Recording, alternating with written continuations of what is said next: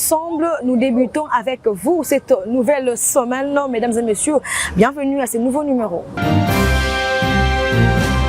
Débutons avec cette information du début de la campagne électorale pour la présidentielle couplée aux législatives et provinciales du 20 décembre 2023 qui a démarré le dimanche 19 novembre. Le candidat président a procédé au lancement chacun dans sa partie province de son choix. Regardez. Le dimanche 19 novembre 2023, les candidats présidents ont procédé au lancement de leur campagne électorale. À partir des différentes villes, occasion pour eux de s'adresser d'une manière directe à la population, faire connaître leurs projets de société, enfin de convaincre leurs électeurs à porter le choix sur eux. À Kisangani, c'est Moïse Katumbi qui lance sa campagne ce lundi 20 novembre 2023 dans la province de Chopo, où il justifie son choix de cette province pour la situation sécuritaire que traverse entre autres cette population, le meurtre d'après le secrétaire général. À Bandundu, c'est Martin Fayoulou Madidi ainsi que Délicie Sanga. Le candidat malheureux en 2018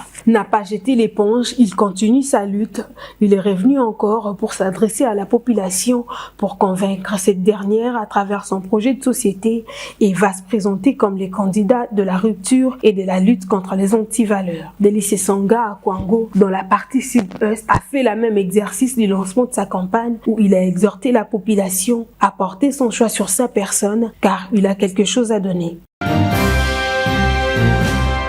Dans ces mêmes registres, le candidat à la présidentielle de 2023, Félix-Antoine Tshisekedi Tshilombo, a démarré sa campagne électorale à Kinshasa à travers un meeting populaire tenu au stade de Martyrs le dimanche 19 novembre 2023 en présence d'une foule immense de la population et le membre de l'Union sacrée de la nation. Une forte mobilisation au stade des Martyrs à l'occasion du lancement de la campagne électorale du candidat à sa propre succession, Félix-Antoine Tshisekedi Tshilombo. Venu des quatre coins et recoins du pays, le parti membre de l'Union sacrée de la nation était venu prendre part le dimanche 19 novembre 2023 avec comme seul objectif soutenir la candidature de Félix Tshisekedi, afin de les faire réélire pour un second mandat à la tête de la gestion de la République démocratique du Congo, avec des chants, cris de joie ainsi que des banderoles levées et calicots en main mentionnant voter le numéro 20. À travers ces grands meetings, Félix Tshisekedi, candidat à la présidentielle de décembre 2023, est revenu auprès des Congolais pour défendre son bilan des 5 ans, afin de solliciter un nouveau mandat pour répondre tant soit peu aux préoccupations des Congolais, surtout de sortir son peuple de la pauvreté, comme le mentionne son nouveau programme des 5 ans. Le candidat Félix Tshisekedi, avant de se rendre au stade des Martyrs, s'est dirigé au mausolée de son défunt père, qui fut également un puissant acteur politique. Félix Tshisekedi s'est incliné en signe de rendre hommage au feu Étienne Tshisekedi Wamulumba. Rappelons-le que le président Félix Tshisekedi poursuivra sa tournée dans l'espace Congo pour procéder au lancement de sa campagne électorale dans cette partie de la RDC.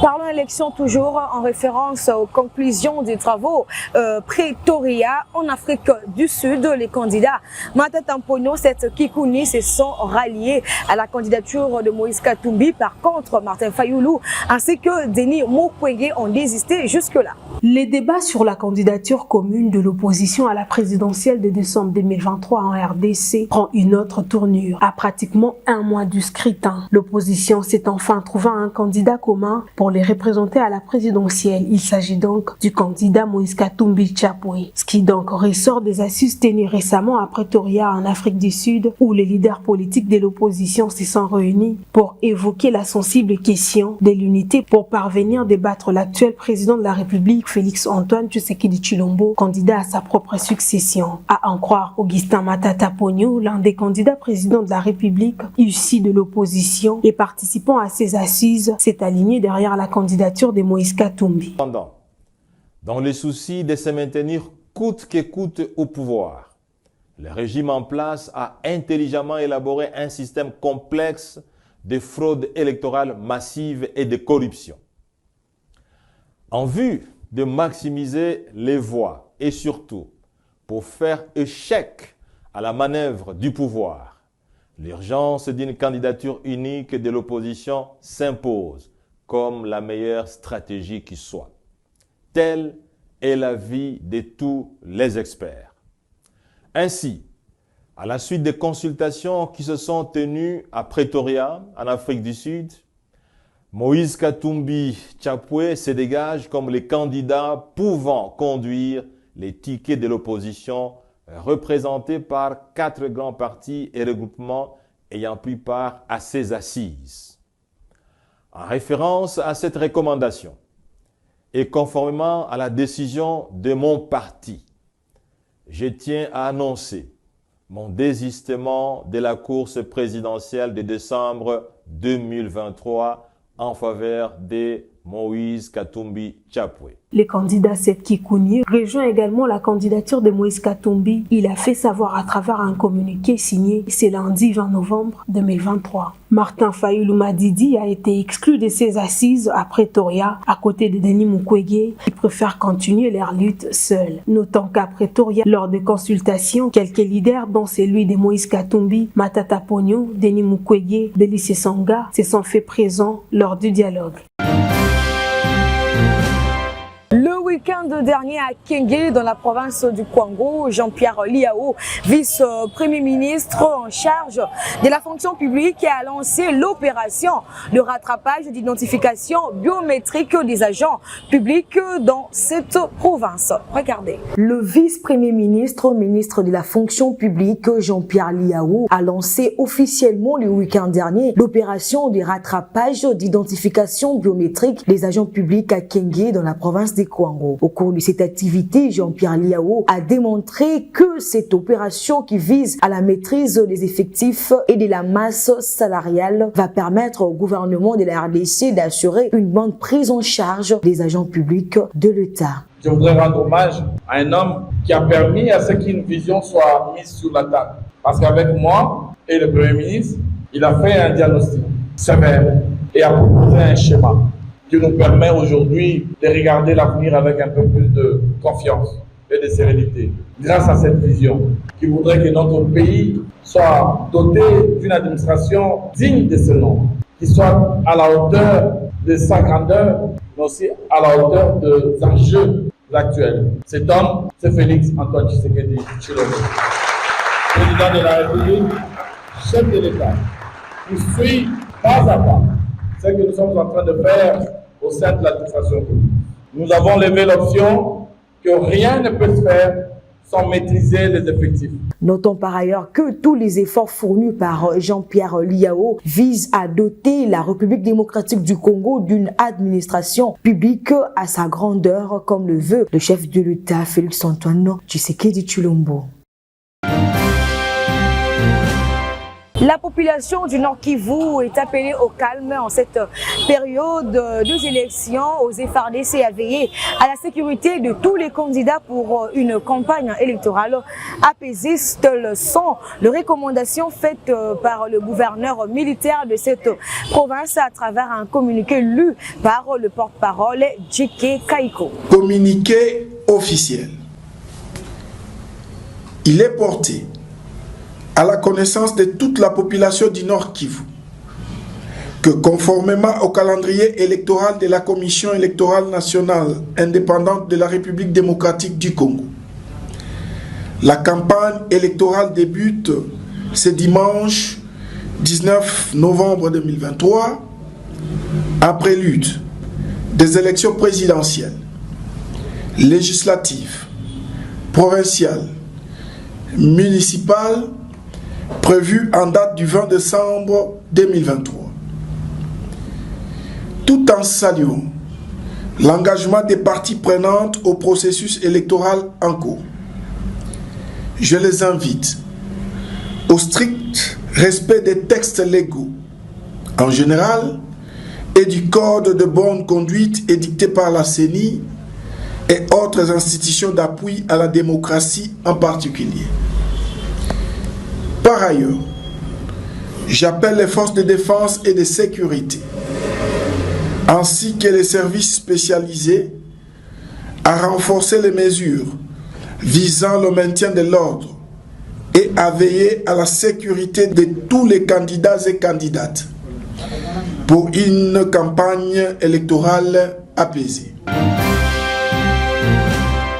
Le samedi 18 novembre dernier, le gouverneur militaire intérim Sirimwani Kuba a procédé au lancement de la campagne J'aime mon pays, je soutiens le FARDC. C'était au jardin du gouvernorat de province à Goma, au nord Kivu.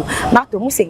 Le gouverneur militaire Haï du nord Kivu, le général-major Sirimwani, a lancé le samedi 18 novembre dernier au jardin du gouvernorat de province à Goma la campagne J'aime mon pays, je soutiens les FARDC, un moyen de lutter contre la campagne de diabolisation et de démoralisation des troupes alignées sur le front. C'était devant la présentation des associations féminines. Isabelle Pendeza, présidente des associations féminines, qui s'exprime sur la position de la femme victime et actrice de la paix. Nous, ce que la femme veut, Dieu le veut. Nous sommes engagés dans la recherche de la paix, car bien que la femme soit victime, elle n'est pas seulement victime, mais elle est aussi actrice de paix et de changement. Être patriote n'est pas seulement un slogan, mais ça doit être une réalité pour tout le peuple congolais. Nous lançons un appel patriotique au peuple congolais, car nous n'avons qu'un seul pays à protéger et à défendre. Nous devons valoriser notre pays, une seule armée que nous avons et que nous devons soutenir pour changer les narratifs. À son tour, le gouverneur qui a lancé cette campagne prodigue des conseils pour soutenir l'armée en âme et conscience. On est patriote et on soutient son armée. Mais le paradoxe chez nous, c'est qu'on parle toujours mal de son armée.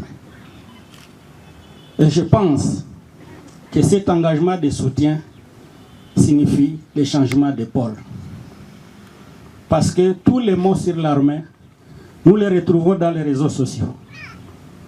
Nous sommes les seuls peuples qui parlent mal de son armée dans les réseaux sociaux. Je pense que ce soutien aujourd'hui signifie que nous allons dire non. Nous allons aujourd'hui arrêter de critiquer notre armée dans les réseaux sociaux. Est-ce que vous me rassurez? C'est ça le soutien. À cette même occasion, les femmes ont apporté des enveloppes en symbole pour nourrir les soldats congolais alignés au front. Durant 3 jours de prière pour clôturer et embander les mandats du chef de l'État, Félix Tshisekedi, a été indispensable pour le mandat du mercredi 15 au vendredi 17 novembre. Tout cela sous le haut patronage de l'administratrice du territoire de Mwanda, Aminata Panda. Regardez. 3 grandes journées de prière pour la nation congolaise a été indispensable pour clôturer en bonne et uniforme le mandat du chef de l'État, Félix Antoine Tshisekedi Tshilombo, car, dit-on, la fin d'une chose vaut mieux que son commencement. L'ego de ces moments forts a été lancé le mercredi 15 novembre et a pris fin le vendredi 17 novembre, à 2 jours du début de la campagne électorale sur toute l'étendue du pays. Et tout cela sous le haut patronage de l'administratrice du territoire de Mwanda, Amina Panda. Grâce aux bienfaits du chef de l'État, Félix Tshisekedi, par la population de Mwanda, cette dernière a manifesté la grande volonté de répondre massivement à ces 3 journées de prière. Il en a profité de prier pour le chef de l'État ainsi que son gouvernement,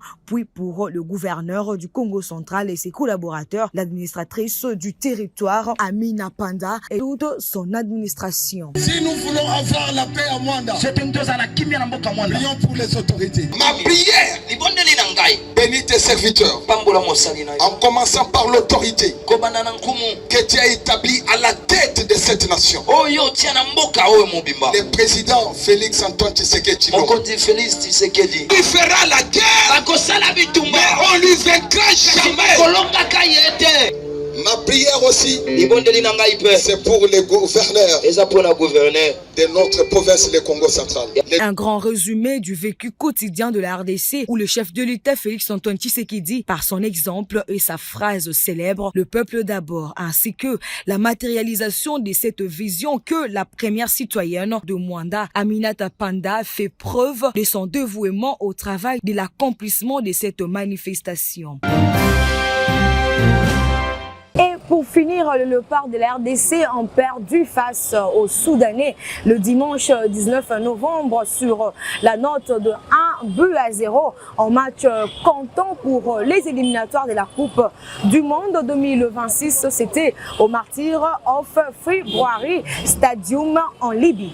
Le dimanche 19 novembre, le Léopard de la RDC ont livré leur deuxième match comptant pour les éliminatoires de la Coupe du Monde 2026 au Martyrs of February Stadium en Libye face au Soudan. Imposant durant la rencontre, les poulains de Sébastien Desarbres n'ont pas pu faire mieux face aux Soudanais durant 90 minutes de jeu. Une rencontre qui s'est soldée sur la note de 1-0 en faveur des Soudanais. La première mi-temps de cette rencontre a été dominée par les fauves congolais qui n'ont pas su trouver les fonds de la cage du portier soudanais. À la deuxième mi-temps, après plusieurs minutes de lutte entre les deux équipes, c'est à la 79e minute que la RDC va céder suite à un but contre son camp de Charles Piquel, signalant par ailleurs que cette défaite place le Léopard de la RDC à la 3e position du groupe B derrière le Soudan 4 points et le Sénégal 3 points.